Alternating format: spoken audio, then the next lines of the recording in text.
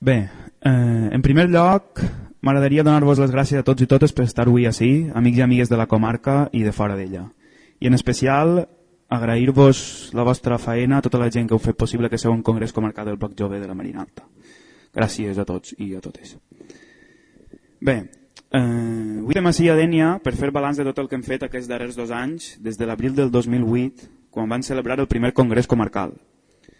Però sobretot estem ací per mirar cap al futur i posar les bases de l'acció que realitzarà el Bloc Jove de la comarca a partir d'ara.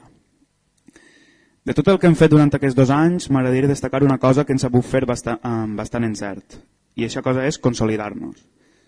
En tot aquest temps hem aconseguit que el Bloc Jove passarà de no existir a la comarca a ser la principal organització política juvenil de la Marina Alta. I bé, això era relativament fàcil perquè som pràcticament l'única, però així no i tot hem hagut de fer feina de valent. Bé, així doncs podem dir que en aquest sentit hem fet els deures, però no significa això que puguem baixar la guàrdia a partir d'ara. L'única manera de continuar creixent és no badar, col·laborar tots junts amb ganes i amb il·lusió, a fer del Bloc Jove i en definitiva a fer comarca i a fer país. Perquè d'això és el que es tracta el que fem ací. Nosaltres no estem al Bloc Jove per a passar l'estona i no avorrir-nos, sinó que estem per a treballar i treballar de valent pels nostres pobles, per la nostra comarca i pel nostre País Valencià. Malauradament, per la desídia del PP i del PSOE, vivim en una comarca amb importants mancances. Vivim en una comarca sense transports públics, ni interns ni externs.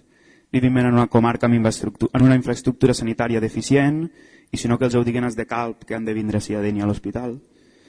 Vivim en una comarca on molts joves han d'estudiar en barracons i vivim en una comarca que ha patit de manera especial la depredació del territori de què hem estat testimonis els últims anys.